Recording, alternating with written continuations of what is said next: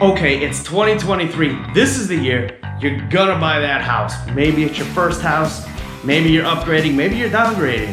Whatever it is, it doesn't matter. You're buying a house in 2023. This video, we're gonna talk about all the ins and outs of how to buy a house in 2023.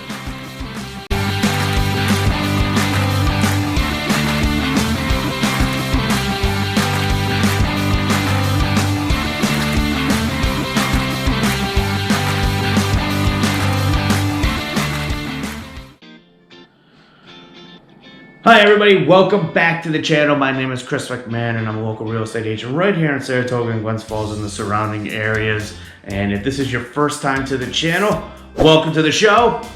Also, please click subscribe, click that bell so you get notified because I'm doing a ton of videos all about the Saratoga Springs and the surrounding area. We talk about, of course, all things real estate. We talk about businesses. We talk about events that happen in here, and I don't want you to miss out on any of that. So click that subscribe button and get notified. And if you have any questions real estate related, reach out and get a hold of me. I love to talk shop here, and I'll be more than happy to talk to you and help you out here. But let's get to the business at hand. We're talking about how to buy a house in 2023. So maybe this is the year you're buying your first house, upgrading, downgrading, whatever it is, but you're gonna be buying a house here. And the spring selling season is right around the corner here, getting into it. And if it's by the time you watch this video, maybe you're already in the selling season, but it doesn't matter. We're here to get you prepared. That's the goal, because the more prepared you are to purchase that house, the more confident you are gonna be with the purchase, all right? So let's go through this a little bit. We've got three phases that we're gonna talk about. The first one is where you're laying the foundation, you're getting yourself all set for everything that you need to do. You're setting the groundwork here to get ready to go. So the first thing you're gonna do is go out, check your credit score. You can do that online with the companies there. Check that out. The other thing you wanna do is you're gonna reach out and you wanna get yourself in touch with a real estate agent, because most real estate agents have connections out there to get you with lenders, attorneys, inspectors, all that kind of good stuff. And you can kind of get all that stuff into place. I personally have several lenders that I recommend. Some are brokers and they can shop things around, and some are for some banks where they have their products, but they're great products. They do a great job working with people. They have some first-time home buyer programs. They also have some problems if you have if your credit's a little bit shaky when you're doing step one here and you find that out. They also have programs that can help you straighten up that credit and help you qualify for a better interest rate and get that mortgage flow going. So contact a realtor. The next thing we're gonna do is you gotta get pre-approved. Right? We're gonna reach out to some of those lenders. You're gonna have that conversation. We're gonna see what you gotta do. We're gonna get you pre-approved, because that's really gonna set the guidelines or the basis for what we're going to search for. You don't wanna be looking for $500,000 houses if you can only get pre-approved for $300,000 houses. It's just gonna get your hopes up and it's gonna be a waste of your time. So we wanna be able to look at in the ballpark of what you're gonna be able to afford. So that's gonna be the next step here, is get yourself pre-approved. And then what I want you to do, you're gonna pull out a piece of paper. And on that piece of paper, you're gonna write your wants, needs, and nice to have, okay? Needs, most important things, number of bedrooms. For you, the kids, whoever you got in the family, however many kids you have, the dog, if you have a special room for the dog.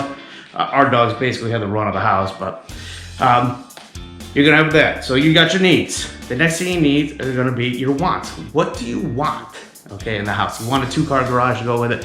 You want a full basement, walk-up attic, whatever it is, whatever you want, you put that on there. But that's the second level thing. Then you got your third tier, which is the nice to have. Maybe that's a pool in the backyard. All right, maybe it's close to a park. It'd be nice to have, but you don't mind driving a little bit if you have to, that type of thing. So you're gonna write all those things down. Again, that's gonna be the structure, the guideline to help the search and to kind of narrow that down for you. So you're gonna do that, and the next step, write those 3 things down. And then next you're gonna budget, because there's more than just closing costs, down payment. There's a bunch of things you gotta plan for here, okay? First of all, we just mentioned down payment. That's what's getting in and talking to a lender is gonna help you do. They're gonna want you to know how much you need for down payment. So let's say they can get you qualified for a 90% loan. So you need to come up with 10% of the down payment of, say, a $300,000 house. So you're gonna have to come up with $30,000 for a down payment. But there's more than that, okay? There's also a deposit. When you enter into the contract, you're gonna have to put a deposit down on it, which is usually between 1% and 3% of the agreed price. So let's say we agree on $300,000. You're gonna need to put anywhere from $3,000 to $6,000, $9,000 down for a deposit.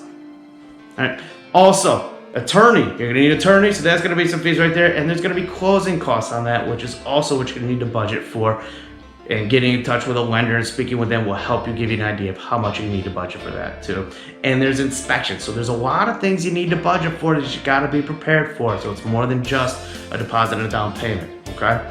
Next thing you wanna do is you wanna get out there, like we just said, you're gonna need an attorney, have an attorney mind, because when we submit that offer, we're gonna send it to the attorney as well. So you're gonna wanna have a dialogue and a conversation and let them know I'm looking for a house.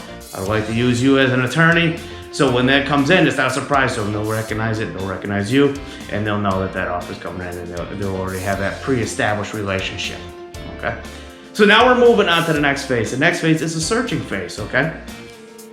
You're gonna work with your realtor, and they're gonna take that criteria and stuff that we established in the first phase, and we're gonna put that to work for us. We're gonna go out there, we're gonna search the MLS, which is the most up-to-date system out there. The houses, they'll tell you if there's, what's for sale, what's pending, what's sold right there. A lot of times those internet companies, Zillow, Trulia, and that kind of stuff, they're lagging behind 24 to 72 hours. So you don't want to be caught in that trap, okay?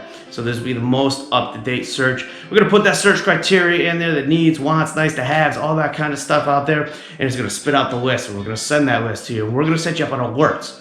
So those alerts that you get right there is going to be as soon as a property comes out that meets that criteria that we established in phase one, that's going to ship right out to you. You're going to get email right away. So you're going to be one of the first people to see that coming in, so we can get you in there and take a look at that. And that leads us to the next point. You're going to start making appointments to look at houses. It only takes one, okay? We do everything right at the beginning. It only takes one.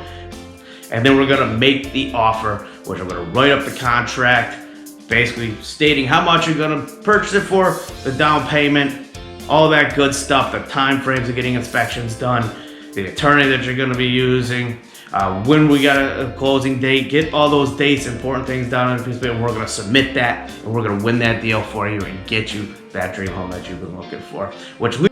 Now we're moving on to phase number 3, and this is what I call the closing phase. We've got a contract, we come to agreement with the seller, and now we're moving on. We got to go through this closing phase. We got to get you all the way through to where we're handing you your keys, remember.